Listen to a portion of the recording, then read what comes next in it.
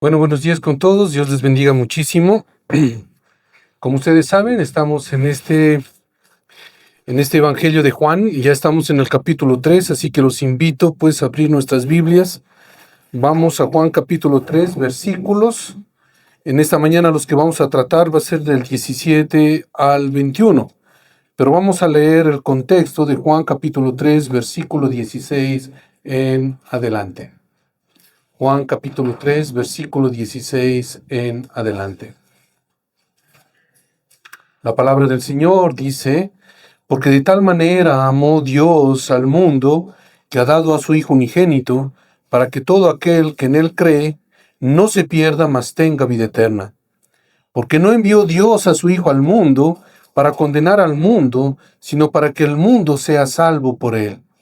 El que en él cree no es condenado, pero el que no cree ya ha sido condenado, porque no ha creído en el nombre del unigénito Hijo de Dios. Y esta es la condenación, que la luz vino al mundo y los hombres amaron las tinieblas que la luz, porque sus obras eran malas. Versículo 20. Porque todo aquel que hace lo malo aborrece la luz y no viene a la luz, para que sus obras no sean reprendidas. Mas el que practica la verdad viene a la luz, para que sea manifiesto que sus obras son hechas en Dios. Oramos. Oh Padre, venimos delante de ti, Señor, a suplicarte y a clamarte que por favor nos perdones todos nuestros pecados. Perdónanos, Señor Jesucristo, por no hacer tu voluntad. Perdónanos, Señor Jesucristo, por dejar pasar las oportunidades, esas oportunidades que son de oro para que otros te conozcan. Perdónanos por no abrir nuestra boca y hablar de ti a otros, Señor. Perdónanos, Señor Jesucristo, por no obedecerte. Perdónanos, Señor Jesucristo, por no hacer las cosas que a ti te agradan, y en especial por no dar tu evangelio. Oh Señor, tu evangelio es preciso, contundente, es eficaz, es vivo, que cambia vidas, que cambia y transforma vidas. Oramos para que este tramo de las Escrituras impacte nuestras vidas y salgamos con una expectativa grande, Señor, con un corazón rendido a ti, con un corazón dispuesto a hacer tu voluntad. Es más, oramos para que aquellos que todavía están en las tinieblas, tú los saques de ese lugar, Señor, de oscuridad, de ceguera espiritual, y los confrontes con la verdad. Es más, Señor, oro para que los salves. Oro para que hoy día sea día de salvación. Padre, te encomendamos nuestro corazón, nuestros espíritus hacia ti, en el nombre tuyo. Amén. Quiero empezar con una ilustración que nos ayudará a entender los contrastes, tinieblas y luz. Un grupo de personas entra en una casa totalmente oscura. No ven nada, pero empiezan a acomodarse, a caminar a oscuras y a actuar como si todo estuviera muy bien. Uno incluso tropieza, pero se levanta como si nada. Otro, en cambio, degusta de los placeres de la oscuridad. Otro no quiere salir de la habitación porque le fascina la oscuridad. Pero de pronto alguien enciende una linterna potente. ¿Qué hace la luz? Se puede ver cómo está la habitación. La luz revela el polvo, la suciedad, el desorden, los peligros que antes no se veían. Algunos se asustan, pero otros agradecen que hay luz. Ahora saben por dónde caminar y quieren limpiar y poner todo en orden. Pero otros se molestan y hasta inclusive gritan: apaga esa luz, nos estás incomodando. Y se alejan, prefieren seguir en la oscuridad aunque peligre su vida. Esta ilustración, ¿qué nos enseña? Muchos están cómodos viviendo en tinieblas. viviendo según el estándar de este mundo. Es más, cualquier cosa que pasa en su alrededor lo ven tan normal que ni siquiera se asustan de los peligros que existen en el mundo, que existen en estas tinieblas. Pero otros, cuando miran los peligros que asesta este mundo de tinieblas, saben o distinguen que anda mal y que son conscientes de los peligros que este mundo emite. Saben que la luz vino al mundo, es decir, el Señor Jesucristo vino a este mundo, pero el mundo lo ha rechazado. Ha rechazado la verdad. A muchos la luz les incomoda por el mismo hecho de que aman sus pecados y no quieren ni desean que sean reprendidos por la verdad, porque no quieren que sus maldades sean expuestas. Muchos no quieren venir a Cristo porque no quieren dejar su pecado. Viven en la oscuridad. Pero algunos, al ser expuestos a la luz de la verdad, reaccionan y anhelan ser guiados por esa luz. Ellos aman la verdad, aunque les duela. Saben que son guiados a vivir una vida distinta. Saben que necesitan ser limpiados. Saben que necesitan ser purificados. Saben que necesitan direccionados. Pero está esa luz que guía, que orienta, que los lleva a vivir distinto. Dios envió a su Hijo con el propósito de alumbrar a los perdidos y darles vida eterna, que salgan de las tinieblas y que contemplen la verdad. Hay dos caminos muy claros. Y la Escritura hace una distinción muy clara, precisa. ¿Cuál distinción? O bien acepta a Cristo como su Señor y Salvador de su vida, o bien rechaza a Cristo. O está en la luz, o está en las tinieblas. No hay términos medios. Simplemente hay un solo camino que lleva a vivir eternamente. Y ese camino es Jesucristo. Él dijo claramente: yo soy el camino, la verdad y la vida. Nadie viene al Padre si no es por mí. En esta mañana veremos dos realidades espirituales que tienen que ver con la vida y la muerte eterna. Los mismos versículos nos indican. Estos versículos que vamos a tratar en esta mañana, versículos del 17 al 21 del capítulo 3. ¿Qué es lo que vamos a ver? Dos puntos importantes. El que cree no es condenado. Primer punto. Y el segundo punto, el que no cree ya es condenado. Pero antes de entrar a verificar y a mirar estos textos bíblicos, recordemos lo que justamente vimos la semana anterior, Juan 3:16. Porque de tal manera amó Dios al mundo que ha dado a su Hijo unigénito para que todo aquel que en Él cree no se pierda, mas tenga vida eterna. Y habíamos dicho que el amor de Dios no solo es infinito, sino que es incomprensible. A tal punto que este amor de Dios hacia el mundo se hace evidente que no escatimó ni siquiera a su Hijo, sino que lo entregó por todos nosotros para que la naturaleza humana pueda ser redimida de todas sus maldades. Y lo hizo no porque el hombre esté pidiendo salvación, sino porque está muerto en sus delitos y pecados, sino porque Dios determinó enviar a su Hijo hacia los perdidos y salvarlos. La acción de su amor es profunda, es inexplicable, es inalterable, es incomparable, es suficiente. Es poderoso, que va hacia el corazón del hombre no redimido para rescatarlo de su vana manera de vivir y darle vida eterna. Este es el amor de Dios en acción, con el propósito de darle vida a un hombre o mujer pecador cuya naturaleza es contraria a Dios. Este es el amor inigualable, que revela la esencia del amor sacrificial, perfecto y único de Dios hacia la humanidad. Por lo tanto, se observa cómo Dios en su inmenso amor ofrece la eternidad sin que el ser humano lo merezca.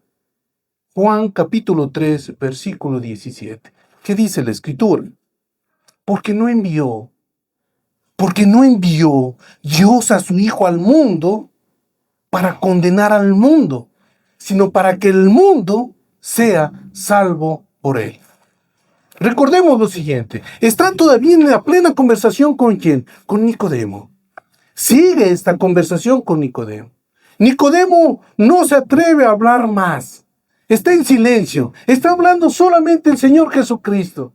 Después de haberle confrontado y exhortado y haberle dicho, como dice en el versículo 10, ¿eres tú maestro de Israel y no sabes esto? Después de haberle indicado la proyección divina, la proyección de quienes pueden tener vida eterna a causa de esa entrega total del Señor Jesucristo, habla y le dice, ¿por qué? Porque no envió Dios a su Hijo al mundo para condenar al mundo, sino para que el mundo sea salvo por él. ¿Quién era Nicodemo? Nicodemo era un fariseo, era un judío. Jesucristo, en su omnisciencia, que todo lo sabe y que conoce el corazón de Nicodemo, continúa enseñándole y confrontándole. ¿Qué creían los judíos? ¿Por qué el Señor Jesucristo habla de esta manera? ¿Por qué le dice justamente en el versículo 17, no envió Dios a su Hijo al mundo para condenar al mundo? ¿Por qué le dice eso? Bueno, ¿qué creían los judíos? Ellos creían que la venida del Mesías tenía el propósito de condenar. Tenía el propósito de condenar a los paganos, es decir, a todos los gentiles y no al pueblo de Israel. Así es como ellos creen. Esto sabía Nicodemo por su interpretación, pero su interpretación era errónea. Jesucristo le explica y le dice, porque no envió Dios a su Hijo al mundo para condenar al mundo, sino para que el mundo sea salvo por él. En otras palabras, está indicándole que el propósito divino va más allá de salvar solamente al pueblo de Israel. ¿Por qué? La razón de la primera venida de Jesús no era redimir a Israel y condenar a los gentiles, sino que el mundo fuera salvo por él. Esa fue la razón. Su primera venida. Es decir, que Jesucristo vino para salvar a aquellos que creían en él, ya sean gentiles o judíos. Esto demuestra que el mensaje de la salvación se expande a toda la humanidad. Estamos seguros que Nicodemo sabía esto. ¿Por qué sabía? Porque él conocía muy bien los libros del Antiguo Testamento, y estoy seguro que de pronto recordó en Génesis capítulo 12, versículo 3, que dice, bendeciré a los que te bendijeren, y a los que te maldijeren maldeciré, y serán benditas en ti todas las familias de la tierra.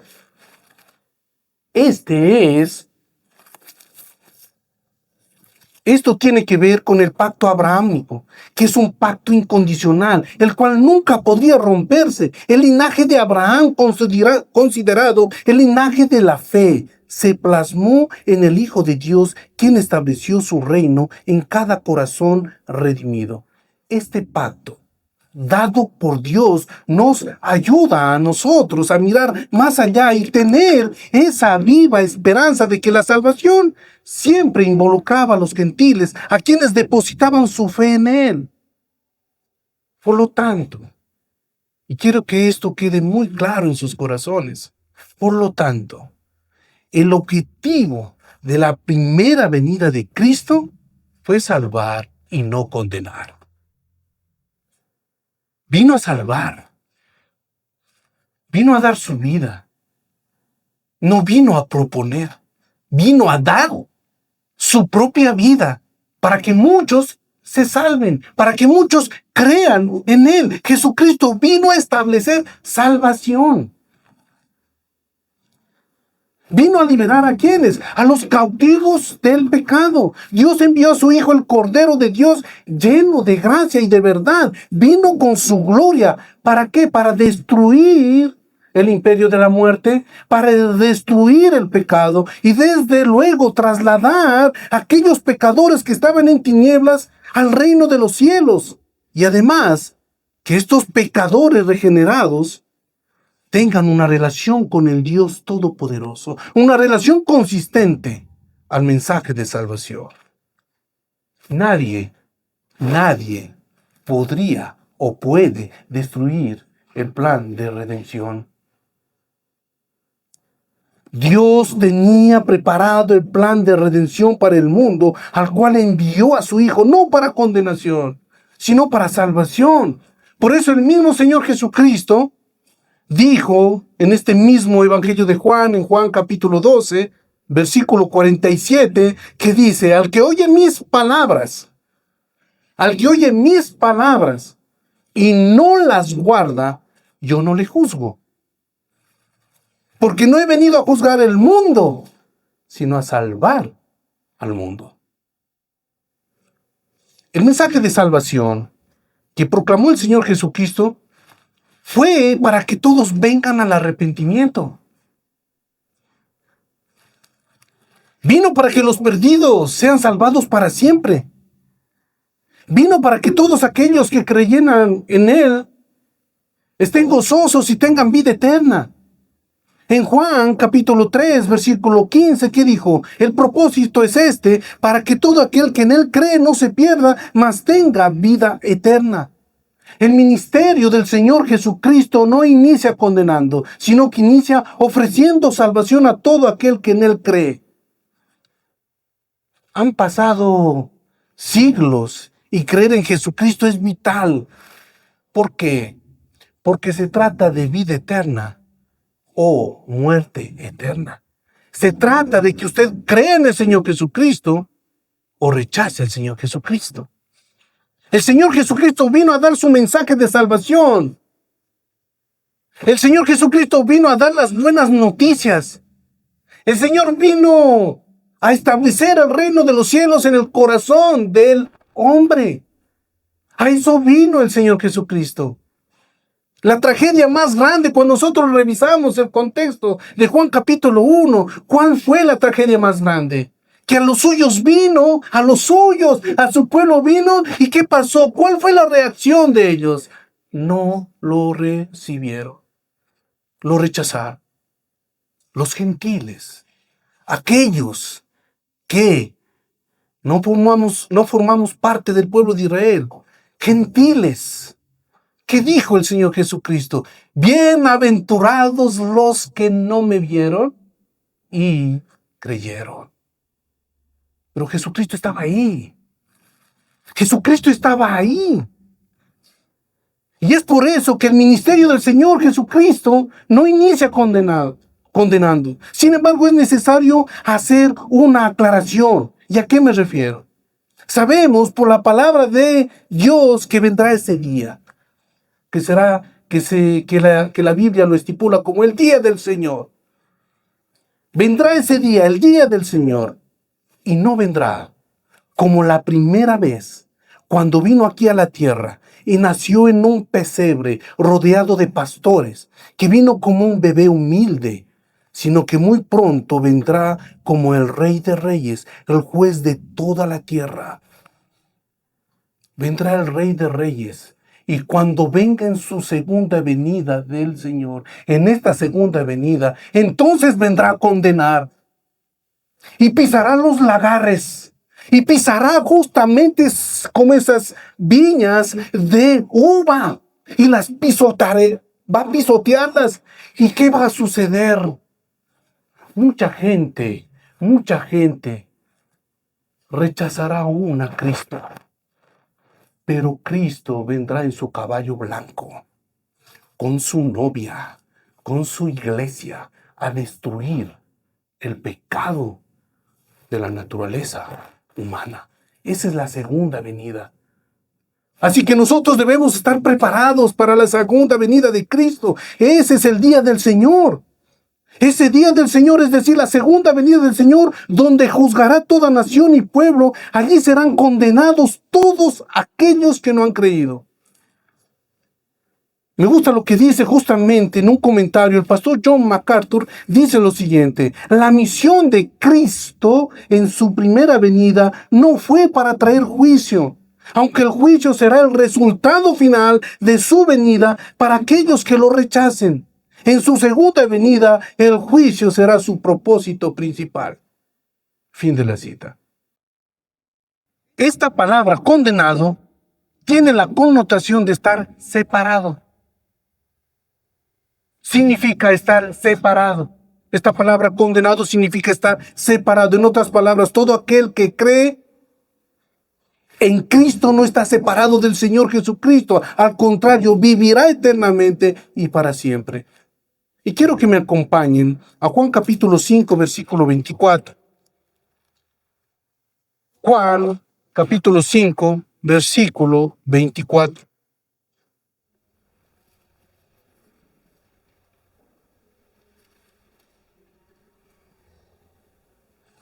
La palabra del Señor dice lo siguiente, Juan capítulo 5, versículo 24. De cierto os digo, el que oye mi palabra y cree al que me envió, tiene vida eterna. Y no vendrá a condenación, mas ha pasado de muerte a vida. De muerte a vida. No hay ninguna condenación para los que están en Cristo Jesús. La semana anterior habíamos dicho que la vida eterna comienza cuando se cree, no cuando se muere. Y aquí lo que está indicándonos la Escritura y que nos anima y que nos alienta es que no vendrá condenación a todos aquellos que creen, porque ha pasado de muerte a vida. Como dijo alguien, nunca se pronunciará una sentencia de condenación. Esa es la seguridad que tiene el creyente. Esa es la certeza que tiene el creyente. Vida eterna. Por el mismo hecho de que creyó, entonces ha sido absuelto de toda transgresión. Miren estas palabras. Ha sido perdonado. Ha sido perdonado. Dichosos los hombres y mujeres que han sido redimidos o perdonados para siempre. Perdonados para siempre. Y quiero que me acompañen a este salmo maravilloso, Salmo 32, versículos 1 y 2. Salmo 32, versículos 1 y 2.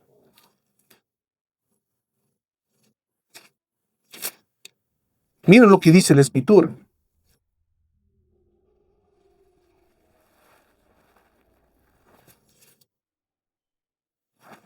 Versículo 1. Bienaventurado aquel cuya transgresión ha sido perdonada y cubierto su pecado. Bienaventurado el hombre quien Jehová no culpa de iniquidad y en cuyo espíritu no hay engaño. Bienaventurado, dichosos, contentos, gozosos, felices, aquellos que han sido tocados por el Espíritu de Dios, a tal punto que todas sus maldades han sido borradas, todas sus iniquidades han sido borradas, todas sus transgresiones han sido borradas.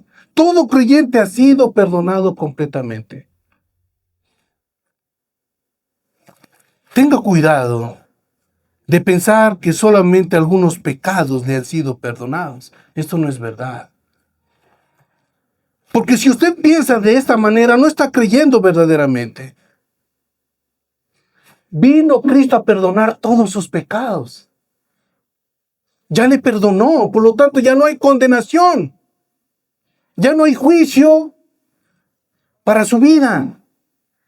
Y quiero que me acompañen a Colosenses capítulo 2, versículos 13 al 15. Colosenses capítulo 2, versículos del 13 al 15. Colosenses capítulo 2, versículo 13 dice lo siguiente.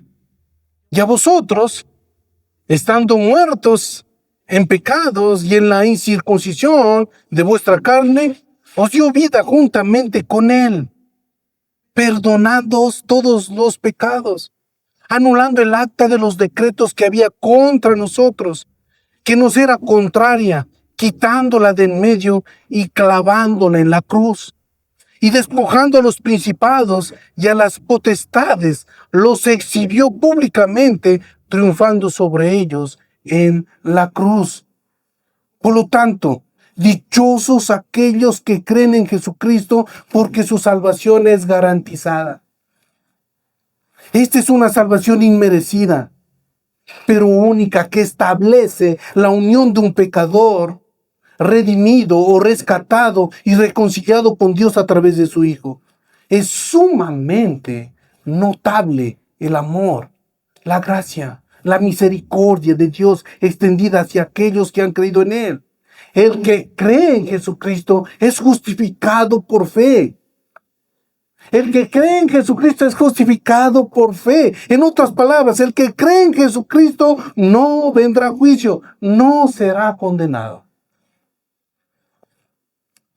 Pero por otro lado, y esto es triste y es lamentable, dice la palabra de Dios en Juan capítulo 3, versículo 18 mismo: el que en él cree no es condenado, pero el que no cree ya ha sido condenado. El que no cree ya ha sido condenado porque no ha creído en el nombre del unigénito Hijo de Dios. Por un momento, ustedes se pueden imaginar qué le pasó por la mente a Nicodemo estas palabras. Por el momento, ¿qué está sucediendo en las mentes de las personas que están aquí? Si usted no cree, ya está condenado. Ya está condenado. Nicodemo estaba ahí. Todo su sistema religioso nunca sería suficiente para ser salvo, sino que estaba al frente de sus ojos. El camino de la salvación, el Señor Jesucristo estaba ahí, porque todo aquel que no cree en el nombre del unigénito Hijo de Dios tiene el efecto terrible de esperar el juicio de Dios. Esta es la noticia más trágica que podamos recibir. Si usted no cree, ya es condenado. Así que el que no cree en Cristo, entonces ha rechazado a Cristo. Y si rechaza a Cristo, ya está condenado. No dice será condenado, dice ya ha sido condenado. Ya ha sido condenado. En otras palabras, esta es una acción definitiva. A veces me pongo a pensar lo siguiente: ¿cuántas veces nosotros expresamos la voluntad de Dios extendiendo el Evangelio? Diciéndolo muchas veces, ya sea en los estudios bíblicos, ya sea en la predicación de la palabra, ya sea en la conversación que se tiene con otras personas, y siempre hablamos del Evangelio, y siempre pedimos al Señor que abra los corazones para que estas personas reconozcan su condición y vayan a Cristo. Yo le ruego, por favor, a mi Señor, al Señor Jesucristo, le ruego que por favor toque sus corazones y los cambie y los transforme. Viene un juicio y ese juicio es final. El ser humano que vive esta realidad porque no ha creído en Jesucristo, por lo visto es un veredicto aterrador. Eternamente en el infierno. Aquellos corazones que están atrapados por la incredulidad, que viven en incredulidad, siguen por la corriente de la obstinación y la rebeldía. Están separados de Cristo. Están separados de Cristo. Están condenados por la sencilla razón de que su obstinada incredulidad permanece en su corazón. La incredulidad no se trata simplemente de una duda que tenga, sino de una resistencia consciente de no creerle a Dios específicamente en todo lo que implica la persona del Señor Jesucristo, su Hijo. Y quiero decirle lo siguiente: es un rechazo voluntario a la verdad.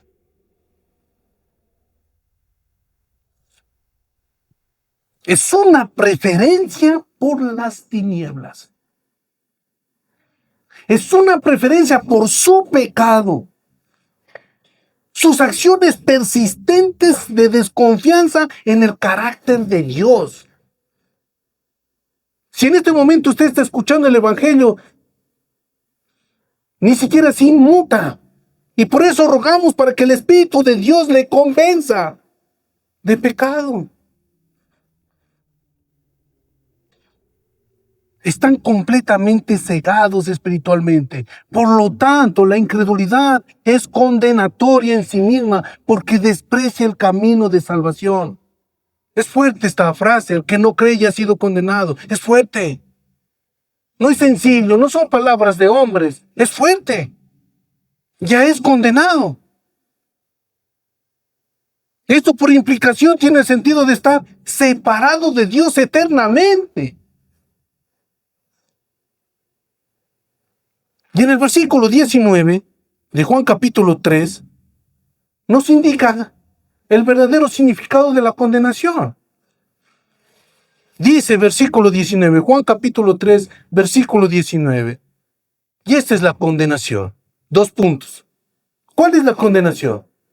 Aquí dice que la luz, Jesucristo, el eterno, el poderoso, el Rey de Reyes, el Señor de Señores, el gran yo soy, vino al mundo. Y los hombres amaron más las tinieblas que la luz. Los hombres amaron más las tinieblas que Cristo, que el Redentor, que la roca, que el Salvador. ¿Por qué? En el mismo versículo 19. Porque sus obras eran malas. La luz verdadera que alumbra vino a este mundo. Jesucristo vino a revelar quién es Dios. Él es la verdad. Debería inquietarse, Él es la verdad. Él es la luz que alumbra, pero aquellos que despreciaron la luz, no quisieron, no desearon, no lo recibieron, lo rechazaron, se negaron a ir a Cristo. ¿Por qué? Porque amaron más las tinieblas que la luz. Los que no creen en Cristo aman su pecado. Están en absoluta rebelión. Están contra Dios. Entonces los que rechazaron a Cristo amaron las tinieblas. Esta palabra amaron.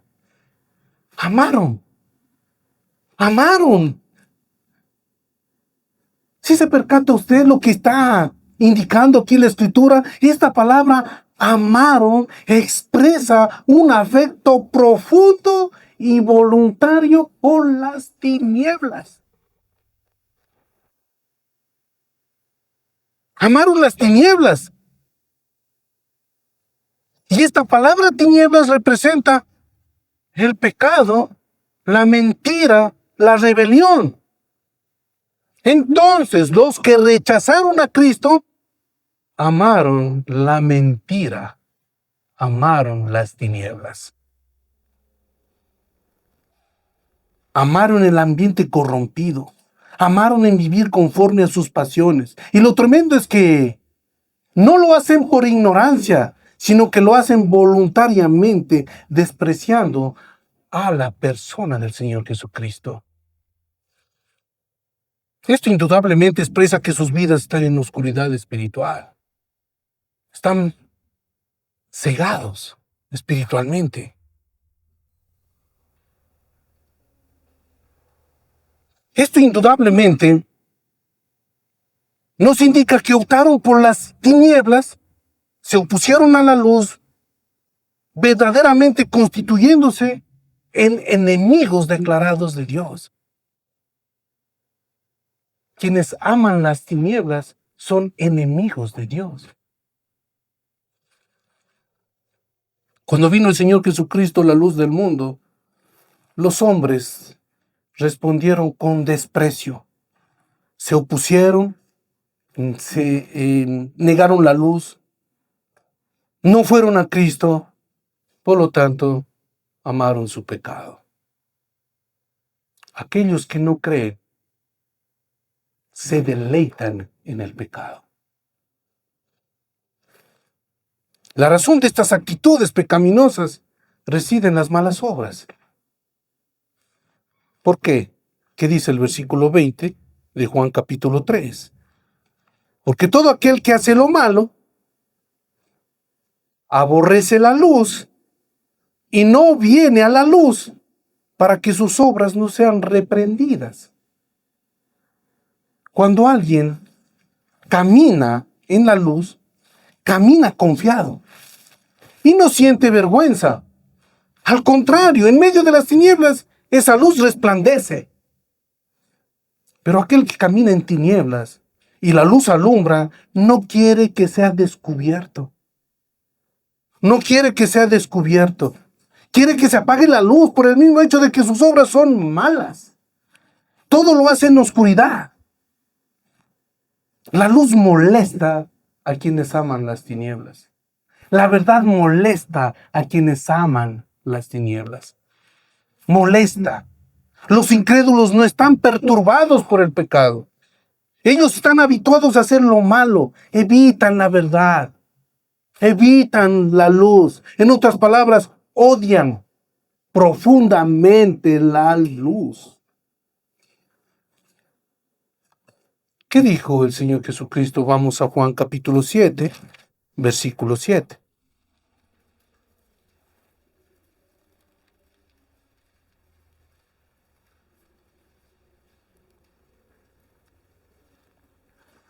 El mismo Señor Jesucristo, de los labios de Él, dice en Juan capítulo 7, versículo 7, dice: no puede el mundo aborreceros a vosotros. Y miren, las palabras del Señor Jesucristo: mas a mí me aborrece, porque yo testifico, es decir, yo hablo de Él, que sus obras son malas. Por decir la verdad, por decir las cosas como son, entonces aborrecen a la luz. Y en Proverbios dice: por cuanto aborrecieron la sabiduría y no escogieron el temor de Jehová. La Escritura afirma y dice lo siguiente, lo que estamos nosotros en este momento estudiando: todo aquel que hace lo malo aborrece la luz. Todo aquel que hace lo malo, en otras palabras, odia a Cristo.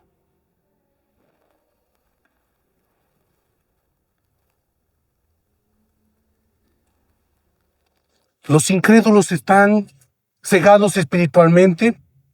Ellos están habituados a cometer los más viles pecados. Pero la Escritura nos declara lo siguiente, y quiero que vayamos a Efesios capítulo 5, versículo 13. Efesios capítulo 5, versículo 13.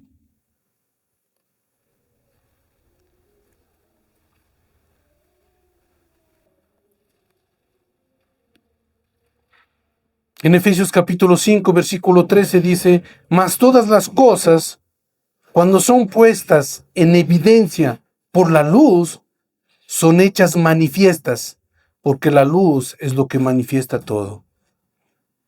Por lo tanto, aquellos que no creen, no quieren ser confrontados por la luz.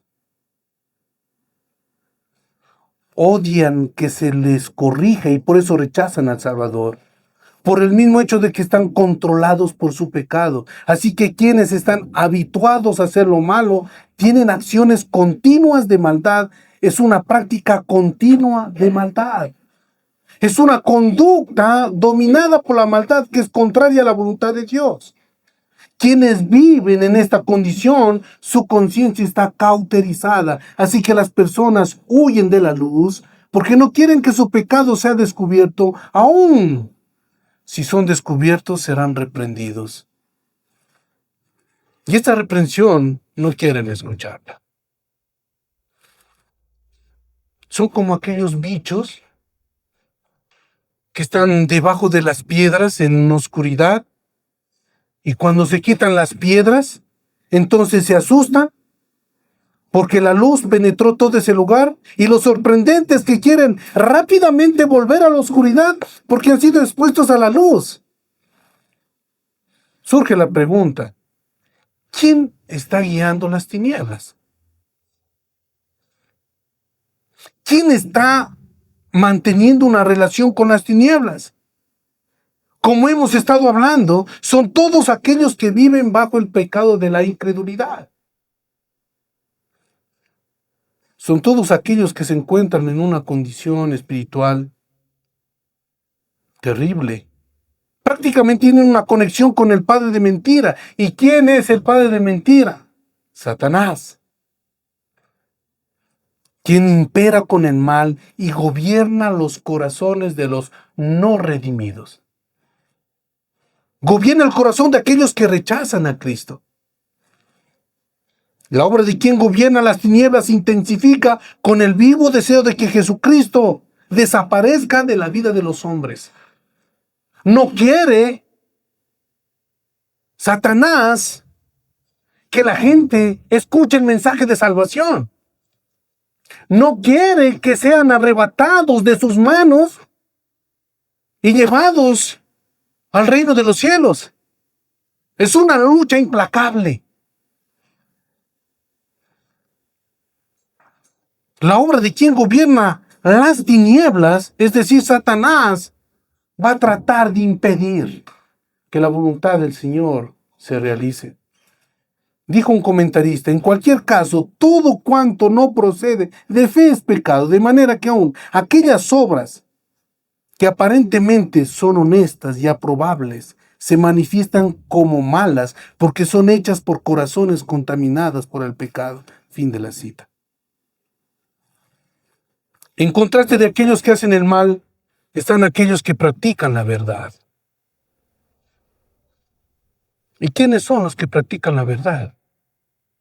Aquellos que han sido regenerados, aquellos que han nacido de nuevo. ¿Qué dice el versículo 21? Juan capítulo 3, versículo 21.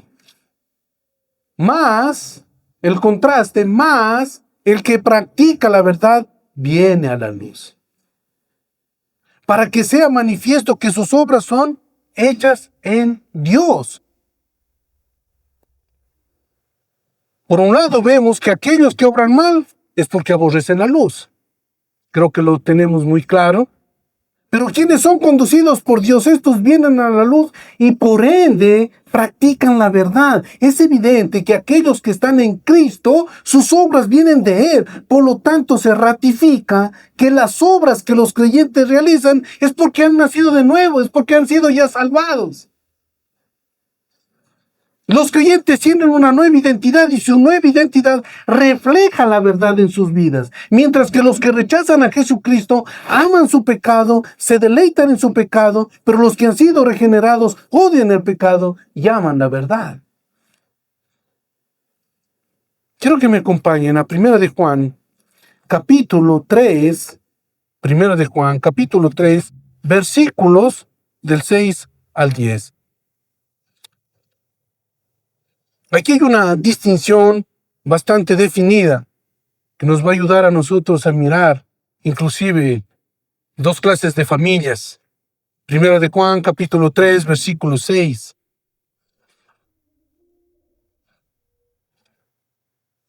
Primero de Juan, capítulo 3, versículo 6. Dice lo siguiente: todo aquel que permanece en él, ¿en quién? En Cristo, no peca. Todo aquel que peca no le ha visto ni le ha conocido. Versículo 7.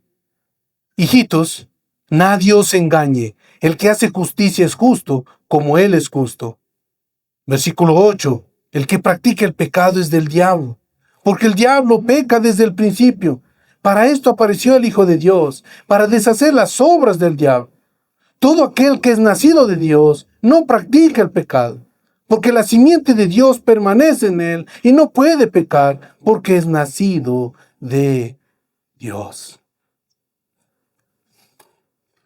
Como dije anteriormente, podemos notar que existen dos tipos de personas, la una que practica el pecado como estilo de vida y la otra que ha nacido de nuevo, que no practica el pecado.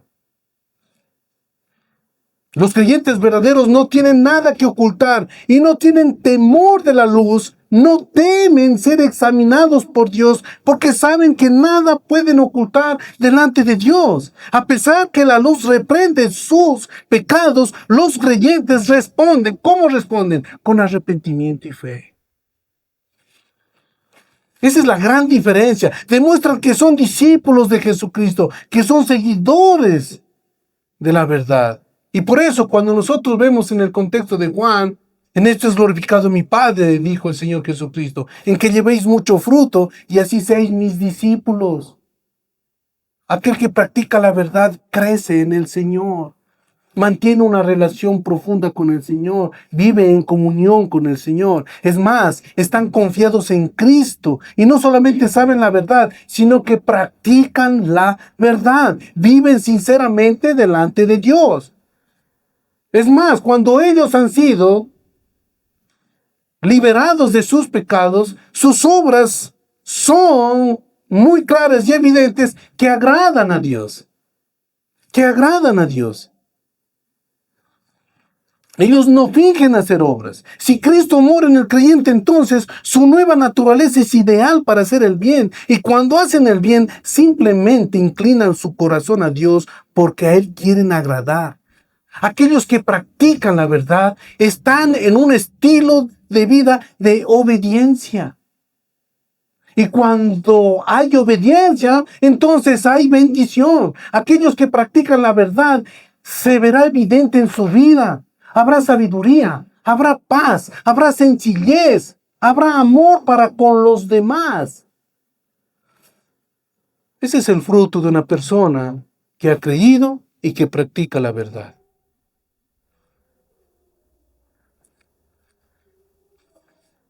Una vida transformada produce frutos consistentes con su fe y esta fe obra según la verdad que está en Cristo. El apóstol Pablo, cuando escribió la carta a los Efesios, dijo lo siguiente: porque somos hechura suya. Hechura suya, y esta palabra hechura significa poema. Somos el poema de Dios, aquellos que creemos en Él. Creados en Cristo Jesús, para buenas obras. Creados en Cristo Jesús para buenas obras, las cuales Dios preparó de antemano para que anduviésemos en ellas.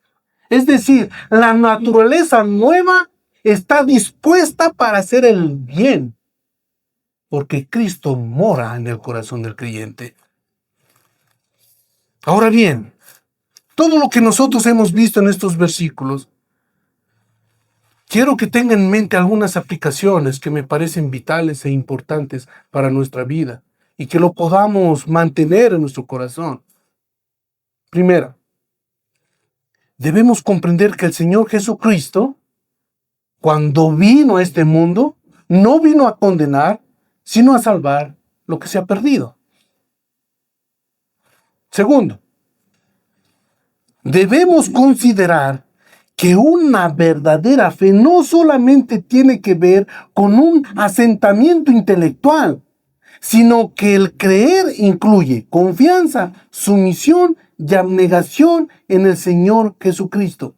Por eso dice en Romanos 10:9, que si confesares con tu boca que Jesús es el Señor y creyeres en tu corazón que Dios le levantó de los muertos, serás salvo. Estas son aplicaciones.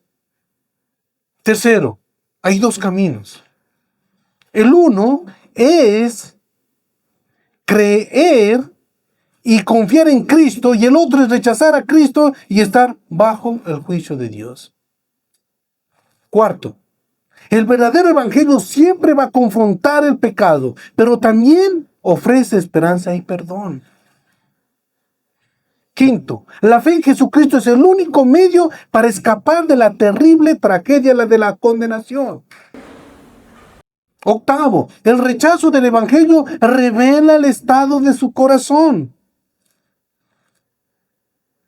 Noveno, los creyentes genuinos practican la verdad, es decir, viven la verdad a tal punto que manifiestan una actitud de rechazo al pecado, rechazo a la injusticia, y aman la verdad, aman la justicia.